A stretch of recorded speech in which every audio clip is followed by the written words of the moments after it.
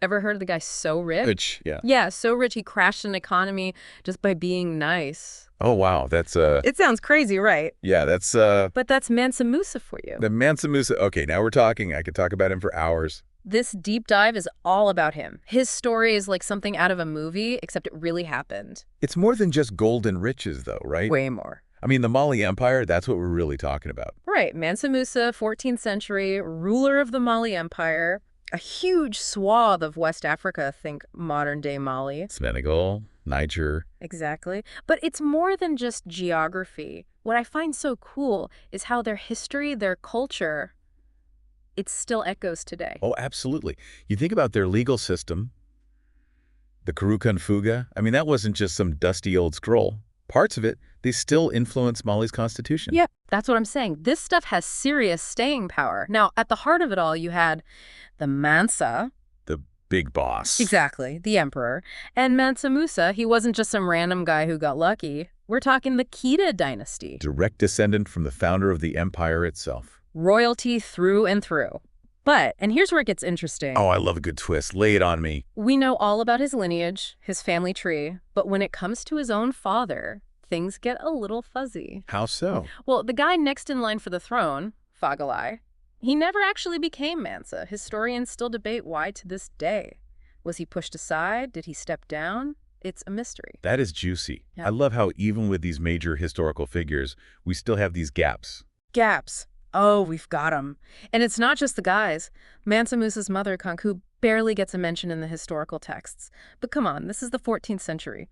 Women, especially those in positions of power, they were pulling strings left and right, even if the history books don't always give them credit. I'm with you there. Power behind the throne, shaping events. We might never know the full story, but we know they were there. Absolutely. So you've got this whole backdrop of lineage, intrigue, but how does Musa actually become Mansa? The plot thickens. Hold that thought. We'll be right back after the break with the story of a lost fleet, a mysterious disappearance, and the rise of Mansa Musa. So, Mansa Musa, he's the Mansa, right? Yeah. But his most famous story, it doesn't even start there. It's not about becoming the Mansa. It's about what he does once he's already in power. Yeah, exactly. We're talking about his pilgrimage to Mecca. In 1324, an epic journey. I mean, you and me, we complain about a long flight, but imagine. Try crossing the Sahara Desert with 60,000 people. Talk about a travel party. This was no ordinary pilgrimage. Oh, absolutely not. This was a statement, a display of wealth and power, the likes of which the world had rarely seen. Thousands of camels. Laden with gold. Provisions. Yeah. You name it, they had it. He even brought along scholars, architects, artists. It's like he took a whole civilization with him. He wanted to showcase the brilliance of the Mali Empire.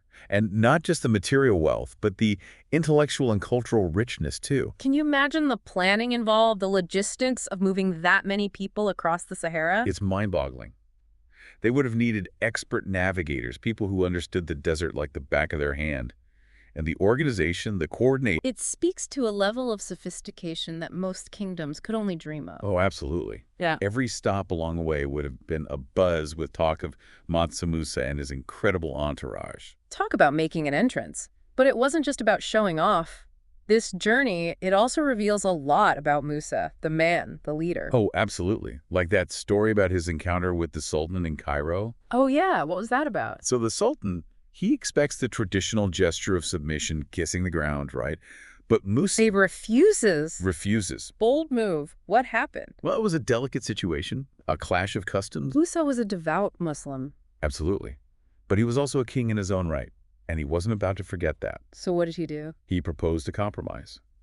He suggested bowing to Allah Smart. in the direction of Mecca. He fulfilled his religious obligation. While still asserting his own authority. Exactly. That's a Mansa Musa for you. A brilliant strategist.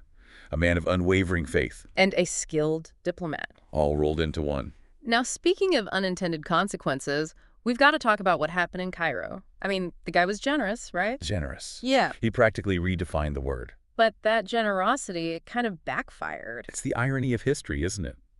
Mansa Musa, wanting to share his wealth, to be charitable? Ends up throwing the entire economy of Cairo into chaos. Gold, my friend, is only as valuable as its scarcity. Fled the market. And suddenly, no one knows what anything is worth. Inflation goes through the roof. Hmm. Trade is disrupted. All because Mansa Musa was too nice. It's a cautionary tale, really. Mhm. Even with the best intentions, our actions can have ripple effects we can't even begin to imagine. Speaking of ripple effects, up next, we're diving into Mansa Musa's architectural achievements.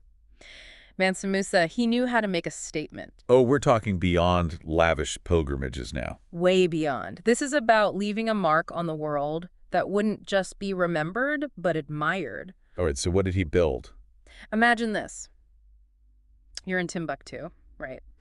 And you see this mosque, this incredible structure, the Jingaribur Mosque. I've seen pictures, it's breathtaking. Now imagine it was built centuries ago, mostly from mud, and it's still standing. That's Malian architecture for you. They were masters of their craft. Mansa Musa, he didn't just want impressive buildings, though. He wanted to fill them with something even more valuable. Let me guess.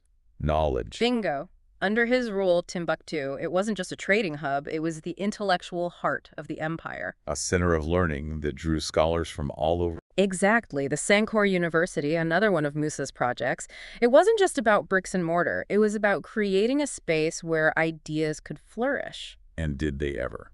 Astronomy, mathematics, literature, Islamic law. They were pushing the boundaries of human knowledge. It's easy to forget, looking back, how connected the world already was back then. It's a good reminder that history is full of surprises. But when we talk about Mansa Musa, how do we even know what's true? Right, we're dealing with legends and historical accounts. And whispers through time. That's where the griots come in. Ah, the keepers of history. The storytellers. They were like living, breathing history books, passing down the stories of Mansa Musa and the Mali Empire. Through music, poetry, song. Keeping those memories alive for generations. Yeah. So, when we look at Mansa Musa, we see a ruler who understood that true wealth, it's not just about gold and riches, it's about the legacy you leave behind. The knowledge you share, the structures you build, the stories you tell, those are the things that stand the test of time. And that's Mansa Musa in a nutshell. He wasn't just rich and powerful. He was a ruler who knew that true wealth lies in knowledge, faith, and a legacy that inspires. A legacy that continues to captivate us even now, centuries later.